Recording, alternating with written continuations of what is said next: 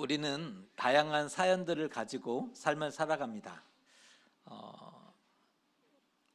우리 모두에게는 사연들이 있죠. 인생의 굴곡도 있고 누군가에게 말할 수 없는 그런 사연들이 우리 안에 이렇게 간직되어 있는 것을 보게 됩니다. 그 중에 신앙의 사연들은 인생에서 굉장히 중요한 의미를 갖게 됩니다. 그러니까 사연에 또 종류가 있잖아요. 신앙의 사연들은 우리 인생에서 굉장히 중요한 의미를 가질 수밖에 없습니다. 나는 어떻게 예수님을 따르게 되었는가? 우리도 이 이야기가 있거든요. 나는 어떻게 예수님을 따르게 되었는가? 나는 어떻게 예수님을 믿는 사람이 되었는가? 우리가 가지고 있는 이야기가 있을 텐데요. 말하진 우리 지금은 다 얘기할 수 없지만 놀라운 간증이라고도 할 수 있는 그러한 부분까지 있으리라고 생각이 됩니다. 예수님의 제자들도 다양한 사연들을 가진 사람들이 집합체예요. 그들이 이제 예수님의 제자로 부름을 받았어요. 다양한 사연들을 가지고 있다는 거예요. 오늘 요한복음을 통해서 어떠한 사연들이 있는지를 함께 들어보면서 우리의 신앙도 함께 생각해보는 그러한 시간을 가져보려고 합니다. 마태복음과 마가복음과 누가복음을 공관복음이라고 얘기를 합니다. 공관복음이라고 얘기하는 이유는 구조가 같아요. 구조가 같고 공통적인 관점이 있다. 그래서 공관복음이라고 부르고 따로 떨어져 있는 복음서가 요한복음입니다. 그러니까 공관복음에는 나오지 않는 내용이 요한복음에 많이 포함되어 있는 내용들이 있죠. 그러니까 이게 달라요. 공관복음 복음서이긴 한데 공관복음이 얘기하고 있는 이 사건 구조와 또 이야기와 요한복음은 조금은 다르기 때문에 공관복음과 요한복음을 따로 구분해 놓고 있는데요. 요한복음에만 나오는 이야기들이 많아요. 제자들이 어떻게 예수님을 따르게 됐는지가 요한복음에는 세세하게 기록이 되어 있습니다. 가장 먼저 예수님의 제자가 된 사람이 혹시 누군지 압니까?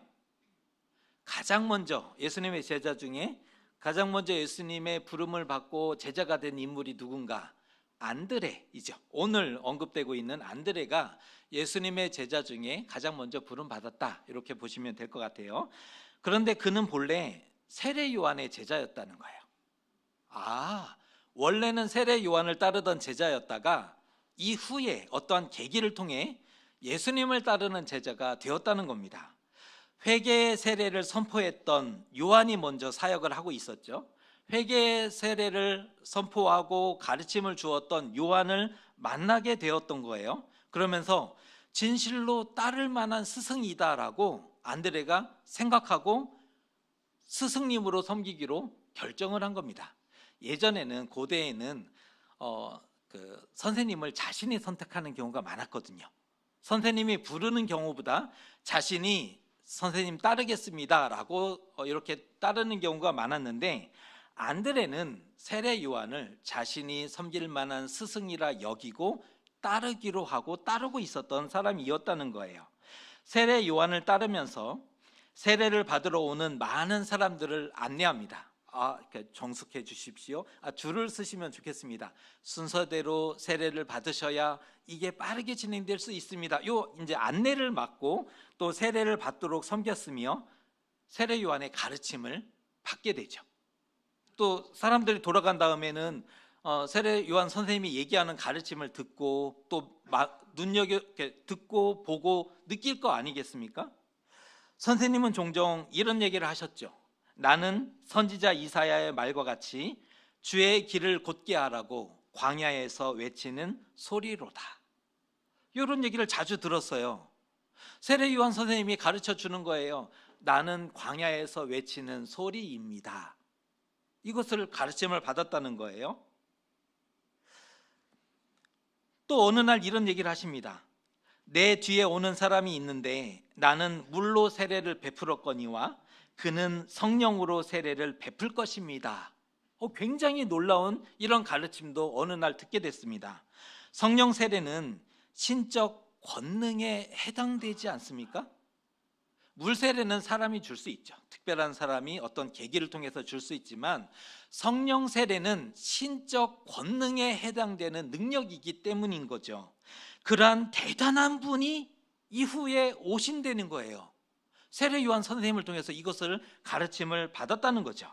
그런데 어느 날 예수님의 건의심을 보고는 선생님이 이렇게 얘기합니다. 보라, 하나님의 어린 양이로다. 이 얘기를 하실 때 마침 두 제자가 옆에 서 있었다는 거예요. 두 제자가 그거를 정확하게 들었던 거죠. 그 얘기를 듣고는 즉시 예수님을 따르게 됐더라. 요게 사건의 진행입니다. 한순간에 스승을 바꿔요.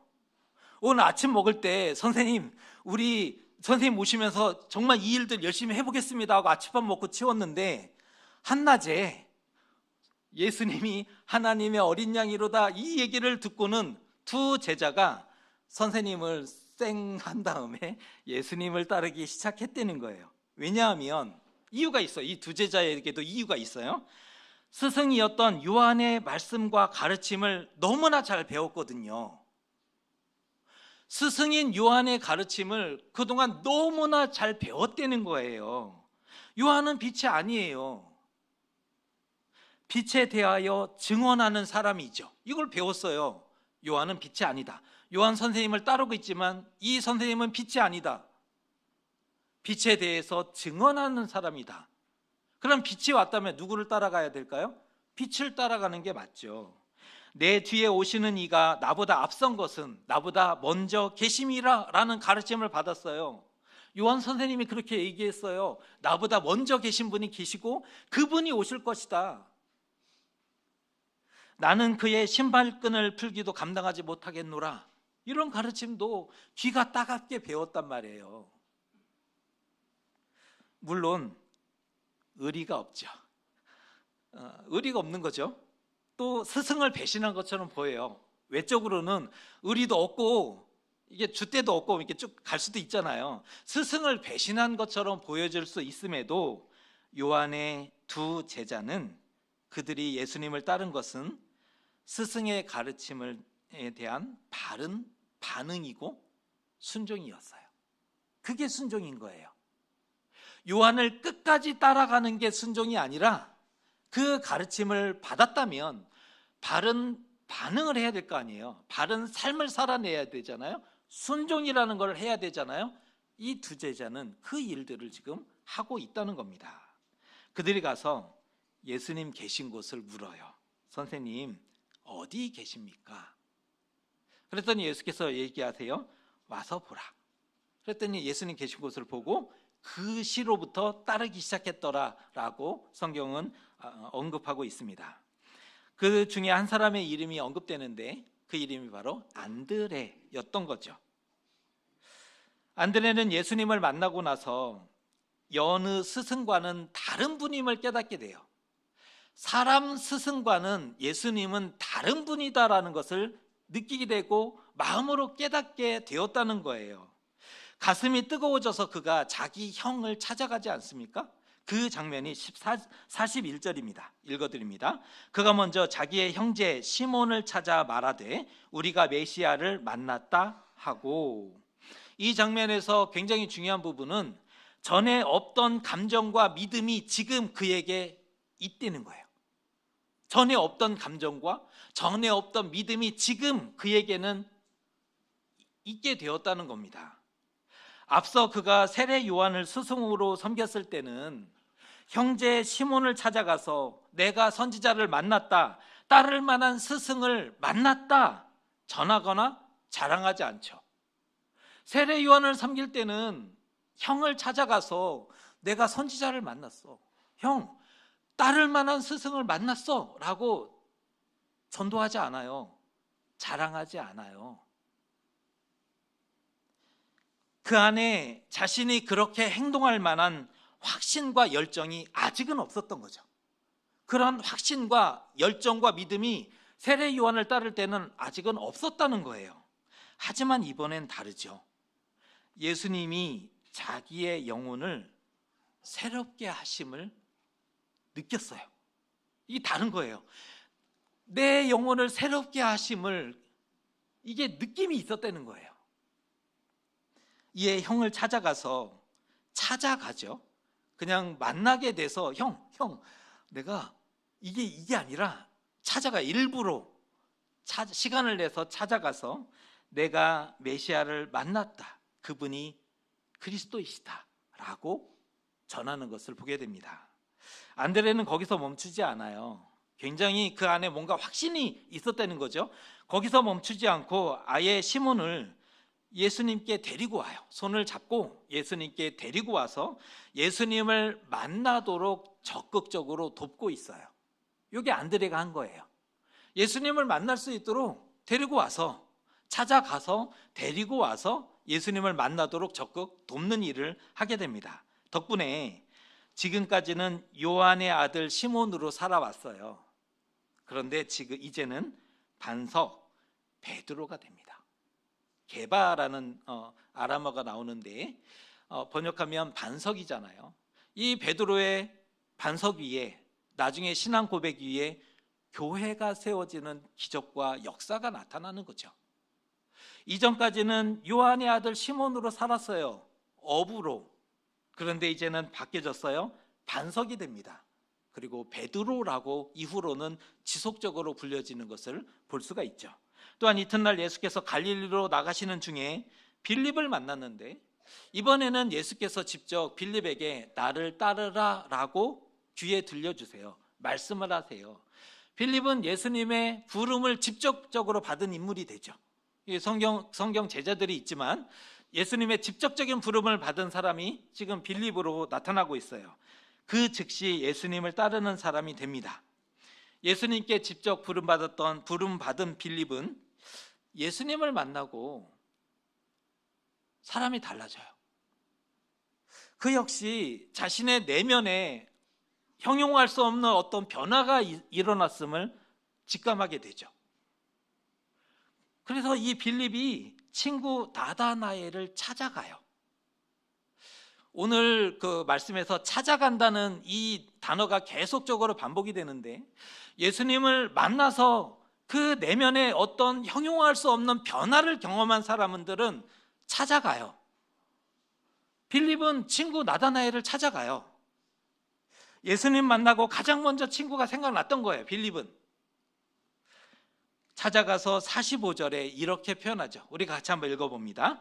빌립이 나다나엘을 찾아 이르되 모세가 율법에 기록하였고 여러 선지자가 기록한 그 일을 우리가 만났으니 요셉의 아들 나사렛 예수니라. 아멘.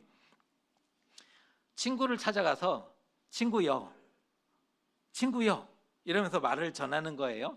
그런데 나다나엘의 반응은 냉소적입니다. 친구야. 뭐 너무나 좋아서 기뻐서 뭔가를 말을 하는데 나다나엘은 냉소적입니다. 이렇게 반응하잖아요. 그렇게 대단한 분이, 친구야, 네가 얘기하는 그렇게 대단한 분이 어떻게 나사렛이라는 작고 초라한 시골 어촌에서 나올 수가 있느뇨? 내가 나사렛 오늘 처음 들어본 이름이다. 그게 마을이냐 도시냐? 이렇게 냉소적인 거예요. 의심하잖아요. 이게 믿어지기가 더 불가능하죠? 농담으로 생각해요. 아이, 그런 얘기를 하는 게 아니잖아. 이렇게 반응합니다. 어쩌면 나다나엘의 반응은 당연했을 거예요. 이건 당연한 거죠. 메시아가 말구 위에 오실 것을 생각했던 사람은 단 한 사람도 존재하지 않았어요. 그 시대에 메시아를 기다리고 있었던 수많은 유대인들이 있었지만 메시아가 말구 위에서 오실 것이다라고 생각한 사람은 0이었어요. 메시아가 작고 천한 촌동네 출신이라는 것을 인정하기는 더 불가능하죠. 메시아가 오신다면 왕의 가문에서 오셔야 그 한마디를 해야 사람들이 들어줄 거죠. 나를 따르라 했을 때 수많은 사람들이 모여서 그래, 우리 한번 다시 잃어버린 나라를 되찾고 로마로부터 우리 독립해 봅시다, 이런 얘기가 나올 수도 있잖아요. 명문 가문에서 나와야 된다고요, 메시아는. 그런데 가난한 촌동네 어촌에서 뭐가 나와? 에이, 뭐라는 거야 도대체. 그런 얘기는 하지 마. 오히려 이런 분위기일 수밖에 없는 거죠. 빌립이 더 이상 논리적으로 설명이 안 돼요. 빌립의 설명이 안 돼요. 그러자 이렇게 얘기하죠. 와서 보라. 우리도 뭔가 설명하고 논리로 설득하여 이렇게 설명하잖아요. 잘 설명을 해요. 차근차근 잘 들어봐. 차근차근 설명해요. 그리고 논리적으로도 명확하게 설명을 해내요. 때로는 이게 잘 안 먹히면 부모의 권위를 통해서 부모의 말은 들어야 되는 거야 라고 가르치기도 하죠. 그런데 안 먹힐 때가 있어요. 어려서는 먹히던데 어느 순간에는 얘가 머리 커졌다고 이제는 안 먹혀요. 야, 이럴 때는 참 답답하죠. 마음이 무거워져요. 이게 어떡하지? 말로도 안 돼, 논리적으로도 안 돼, 권위도 안 통해. 빌립이 그럴 때 어떻게 했다고요? 와서 보라. 설명을 할 필요가 없는 거죠. 와서 봐라. 이렇게 반응합니다. 이리하여 나다나엘도 예수님을 만나게 되죠. 와서 보라니까 한번 가본 거죠. 그냥 가봤어요. 기대감 없이. 와 보라니까, 친구니까, 손잡고 땡기니까 그냥 가봤던 거죠. 그런데 가서 예수님을 만나죠. 예수님 계신 곳에 가야 만나요.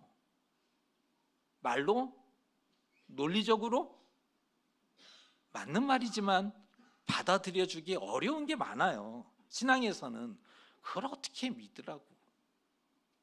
당신이 더 신기하다. 그걸 믿는다고 하는 게 눈앞에 보여주면 좀 모르겠으나 그거 증거도 없잖아. 이러면서 말로 안 되거든요. 논리? 그건 우리 논리일 뿐이지 받아들여지지 않을 거예요. 권위도 사실은 어렵죠. 그런데 가면 빛과 진리와 생명이 보여지고 들려지고 느껴지고 깨달아질 수도 있는 거거든요. 세례 요한의 두 제자는 요한을 잘 섬겼던 사람이었어요. 요한을 잘 섬기다가 그 가르침에 순종해서 예수님의 제자가 되죠. 진짜 제자 맞아요. 세례 요한의 가르침을 잘 받아서 예수님의 제자가 되는 그런 일들이 나타나죠. 그 중에 안드레는 자기 형제 시몬을 찾아가서 우리가 메시아를 만났다, 자신이 만난 예수님을 전해줘요. 자랑하고 전도하죠. 베드로는 안드레의 강권함을 받아서 등 떠밀렸어요. 손 끌려온 거죠. 안드레의 강권함을 받아서 예수님을 만나 반석의 삶을 살아가는 그러한 인생을 걸어가는 것을 보게 됩니다. 또한 빌립은 예수님의 부르심을 직접 받게 되었고, 나다나엘은 빌립의 전도로 인해서 예수님을 와서 보고 마침내 믿는 사람으로 변화되었음을 볼 수가 있습니다.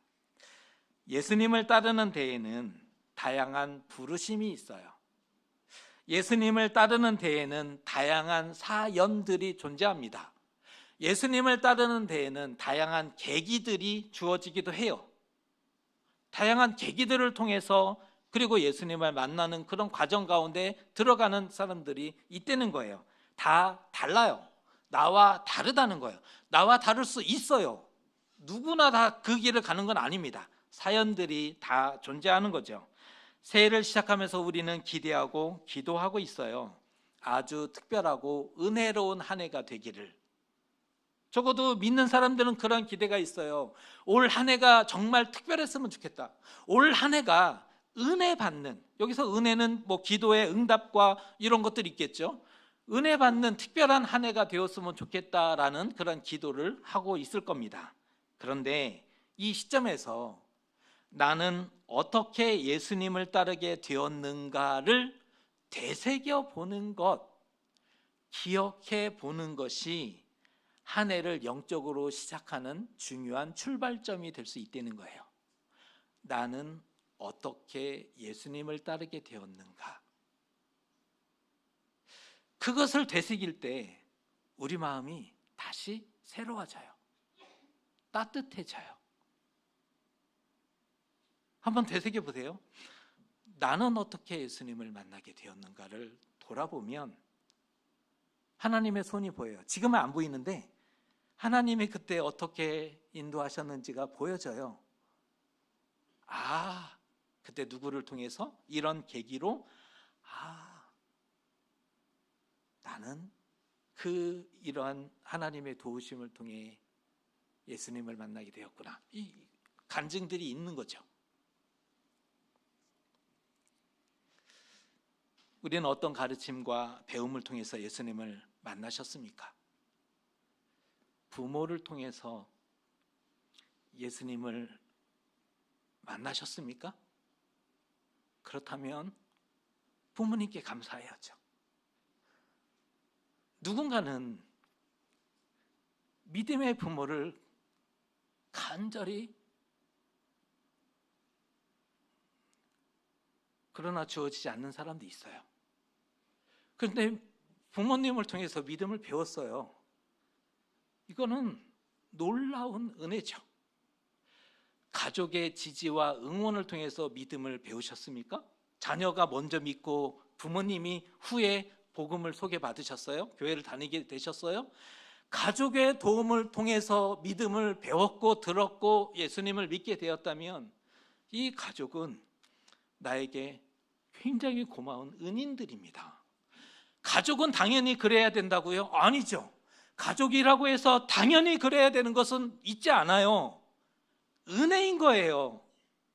내 자녀지만 나에게 은혜를 준 사람, 고마운 존재고, 나의 부모지만 나에게 믿음을 알게 해준 고마운 사람들이죠. 당연한 것이 아니라는 거예요. 누군가는 그것을 가지지 못해요. 그래서 누군가는 그게 너무 아쉽고 너무 억울하기도 하고 너무 분하기도 하고, 나에게는 믿음을 가르쳐줄 가족들이 존재하지 않았음에 그게 얼마나 아픔이 되는 사람들이 있다는 거예요. 근데 부모님이 나에게 믿음을 가르쳐 주셨어요. 얼마나 고마운 분들입니까? 가족이 나에게 믿음을 알려줬어요. 얼마나 고마운 분들입니까? 고마워해야 된다는 거예요. 그걸 쉽게 생각하면 안 된다는 거예요. 친구를 통해서 믿음을 배우셨습니까? 그 친구는 일생 은인입니다. 내 영혼의 은인인 거죠. 나에게 복음을 알려줬어. 예수님을 만나도록 도와줬어. 이것은 그 무엇으로도 갚을 수 없는 은혜다. 이게 당연한 거죠. 부르심을 직접 받으신 분이 계십니까? 이런 분이 있어요. 하나님의 부르심을 직접 받아요. 자기 발로 교회의 문을 놓고 하는 사람이 존재한다니까요. 영혼의 갈급함이 있었겠죠. 뭔가 많은 어려움들 가운데 나 같은 사람도 교회를 가면 갈 수 있을까라는 여러분이 교회를 오는 게 어떤 걸음인지 모르지만 누군가에게는 교회를 가는 것이 삶의 마지막 선택일 수도 있는 거예요. 그게 교회 가는 게 너무 두렵고 무서워서 교회에 10분도 앉아있지 못하고 뛰쳐나가는 사람도 있어요. 제가 그랬거든요. 교회에 왔는데 이거는 사람이 앉아있을 공간이 아니에요. 머리가 깨지고 이 방해들이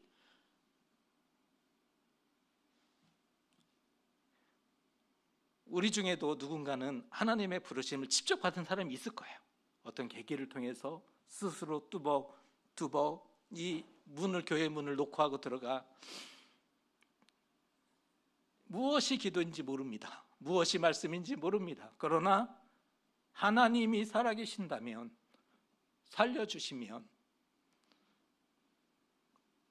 섬겨가는 사람 되겠습니다. 이런 진실된 기도를 하고 또 그 마음의 어떤 깨달음과 하나님의 도우심을 통해서 변화되는 사람들이 있거든요. 아니면 이 모든 것을 종합해 봤을 때 하나님의 은혜였다라고 고백하는, 어쩌면 우리 대부분은 그렇게 될 거예요. 이런 도우심을 받았고 하나님의 은혜였습니다. 이렇게 고백하게 되어지는 그 간증을 가지고 계실 것이라고 생각이 됩니다. 하나님의 마음을 여셨던 것도 있죠. 그 마음을 열어주셔야, 물론 스스로 어떻게 뚜벅뚜벅 나오겠어요. 마음을 열어주시니까 그 마음이 그쪽으로 향하게 되고 또 기도할 마음도 생기는 거고, 무언가 반응이 있을 때 이게 나를 도와주시는 건가 보다, 이런 깨달음이 있게 되는 거죠. 하나님이 그 마음을 열어주신 것도 분명히 있을 것이고, 먼저 예수님을 따르던 사람들의 초대와 응원과 도우심도 있었어요. 먼저 예수님을 믿었던, 그 길을 걸어가던 사람들이 손잡아 준 게 있다고요. 도와줬던 게 있다고요. 기도를 해서 또 함께 해준 것이 있었다고요. 이럴 때는 이렇게 하면 어떨까? 조언도 해주고, 기다려주고, 말씀 공부도 같이 해주고, 그래서 내 믿음이 작았지만 조금씩 성장하고 배우는 일도 분명히 있었죠. 그런 과정에서 영적인 경험도 있고요. 우리 방언도 받기도 하죠. 기도의 응답도 받기도 해요. 막전한 찐빵, 우리가 처음 예수님 믿고 은혜 받았을 때, 그때는요, 다른 사람 막 미안한 경우도 많아요. 왜요? 하나님이 나만 사랑하시는 것 같아. 내 기도만 들어주시면 다른 사람 기도는 언제 들어주시지? 이럴 때가 있었다고. 우리에게도, 적어도 지금은 아니지만 우리 처음 뜨거웠을 때는 하나님이 나만 사랑하시는 것 같아서 옆에 사람 미안해 막 그런 경우 없으셨어요? 있었다고요. 왜 내 기도만 들어주시면 미안한데 이거 막. 근데 다음 날은 어떤 일이 일어날까? 또 다음 날은 어떤 일이 일어날까? 우리가 하루하루 살아가는 게 재밌을 때가 있었다니까요. 지금은 아니지만. 그러니까 이걸 기억하는 게 중요한 거예요. 첫사랑이 그때는 살아 계셨는데 지금은 왜 안 살아 계시고, 그때는 하루하루가 정말 흥미진진하잖아요. 기도하면 응답해 주시고, 한 주 지나면 변화되어지는 것이 스스로도 느껴졌으니까.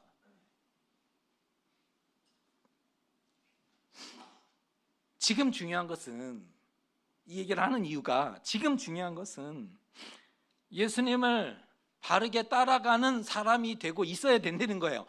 부름을 받았는데 지금은 어디가 있느냐? 잘 모르겠습니다. 보여지지도 않고 들려지지도 않고 어디 가는지도 모르겠고가 아니라, 지금 우리는 그런 사연을 가지고 예수님을 만났다고요. 지금 우리가 어디 가고 있는지가 보여져야 되잖아요. 지금 하나님이 살아계시는지 그 손이 우리 보여져야 되지 않습니까? 지금 그 얘기를 하고 싶은 거예요. 지금 중요한 것은 예수님을 바르게 따라가고 있는 사람이 되어야 한다는 거예요. 우리가 예수님 만나서 마음의 감동도 있었고 구원의 기쁨을 한때 간직할 때가 있으셨어요? 다시 회복하셨으면 좋겠어요. 그때가 전성기였다. 그러면 너무 마음 아프지 않습니까? 지금이 전성기가 아니라는 건 의미잖아요. 그때는 좋았는데, 그때는 전성기였는데 지금은 아니다라는 이 말이 마음이 아프지 않습니까? 예수님을 만난 사람들은 누군가를 찾아가더라고요. 찾아가서 내가 예수님 만났어. 예수님 만났더니 너무 좋아. 지금 힘들어. 그런데 나는 기도할 수 있어. 왜? 예수님이 계시니까. 도와주실 거니까. 하나님이 직접 부르시는 특별한 사례들이 분명히 있어요. 말씀하시더라고요. 말씀하시는, 직접 부르시는 그런 제자들이 있고 또 자녀들이 있는 건 사실이지만, 대부분은 와서 보라는 그 초대에 반응하고 행동했기 때문에 진리를 대면하는 경우가 대부분이죠. 우리 대부분은 와서 보라라는 이 초대에 반응했고 응답했기 때문에 예수님을 만나게 된 그런 사람들일 겁니다. 우리 남은 인생 무엇을 해야 하는지 알려주고 있는 말씀이죠. 우리 남은 인생 무엇을 해야 하는가? 예수님을 따르게 된 것이 얼마나 좋은지, 예수님을 따르게 된 것이 얼마나 기쁜지, 예수님을 만난 것을 말하는 사람이 되면 어떨까요? 만난 사람은 찾아가더라고요. 만난 사람들은 말하더라고요. 난 너무 좋아. 이 얘기예요. 너무 좋아. 우리는 말 잘하고 성경 많이 알고 믿음이 좋고 능력이 있어야 예언도 하고 신유의 은사도 있고 이런 사람들이 복음을 잘 전할 거라는 그런 생각들을 하죠. 그런데 그런 사람들은 더 못해요. 아는 걸로 논리적으로 설득을 해서 뭔가를 할 수 있으리라 이 마음 때문에 안 되는 거예요. 난 잘 모르는데 나는 너무 좋거든. 와 봐. 끝. 이게 더 맞아요.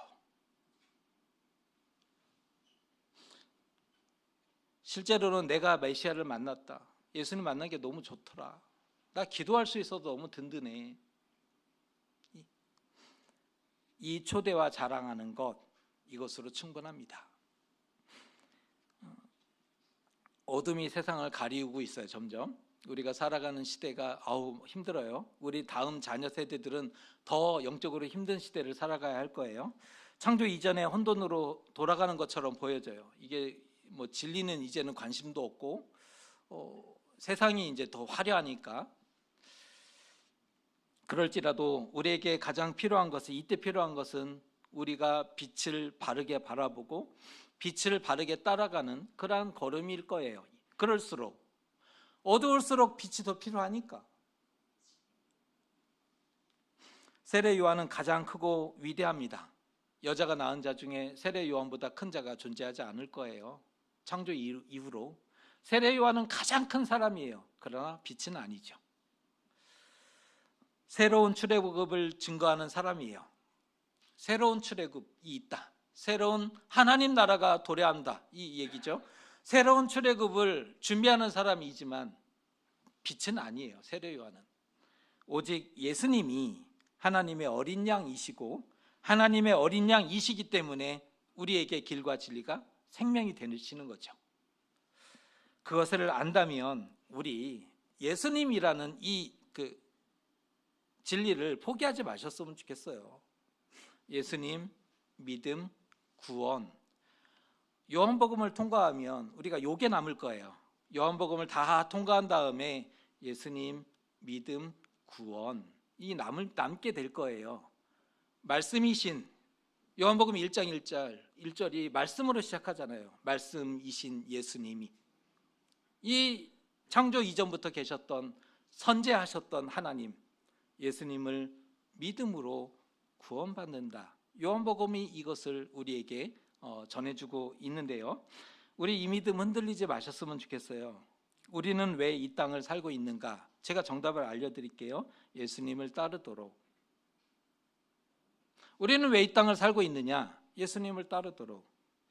우리는 왜 이 땅을 살아가고 있어요? 예수님을 증거하라고. 올 한 해가 예수님을 따라가고 예수님을 증거하는 한 해로 다짐해 보시면 어떨까요? 많은 기도 제목도 있고 해야 할 일들도 많지만 우리 영적인 신년 이 첫 주 예배에 영적인 그런 다짐을 하면 좋지 않습니까? 제자들은 자신이 만난 대로 증언했어요. 자기가 만났어요. 메시아를, 내가 메시아를 만났다, 만난 대로 증언한 거예요. 세례 요한은 자기가 증언한 대로 살아가요. 그리고 그는 쇠하는 사람이 되어요. 왜요? 예수님은 흥해야 되는 사람이니까. 굉장히 중요한 그림이 다 나왔어요. 제자들은 자신이 만난 대로 증언하죠. 메시아 만났다, 나 예수님 만나니까 너무 좋아, 자신이 만난 대로 증언해요. 세례 요한은 증언한 대로 살아가요. 왜요? 그게 그의 삶이니까, 사명이니까. 세례 요한이 여자가 낳은 자 중에 가장 큰 자라고 해서 그가 흥하려고 하지 않았어요. 예수님이 흥하셔야 된다. 나는 그런 사람이 아닙니다. 나는 보내심을 받은 사람이고 그는 보내신 자이십니다를 정확하게 구별했어요. 그리고 살아가잖아요. 이게 너무나 중요해요. 자신이 만난 대로 증언하는 삶과 증언한 대로 살아가는 삶이, 이게 만나져야죠. 하나가 되면 너무 좋을 것 같아요. 메시아를 만났다, 와서 보라. 우리도 초대하고 우리도 자랑할 수 있어요. 만난 대로 증언하고 증언한 대로 살아간다. 올 한 해 우리가 이렇게 걸어가시면 좋을 것 같아요. 만난 대로 증언하는 거예요. 좋잖아요. 좋더라. 하나님이 너무 좋아. 만난 대로 증언하는 거죠. 그리고 증언한 대로 살아내는 거예요. 자기 자리 지키며 사명 지키며. 그래서 올 한 해의 걸음이 12월 31일 이제 다가올 거잖아요. 야, 다른 많은 해가 있지만 올해는 정말 잘 살았어. 정말 잘한 것 같아. 그리고 예수님과 한 해 동행했잖아. 너무 잘한 것 같아. 감사하다. 이렇게 고백할 수 있는 한 해가 되셨으면 좋겠습니다. 다시 한번 도전합니다. 만난 대로 증언하기, 증언한 대로 살아가기. 기도하겠습니다.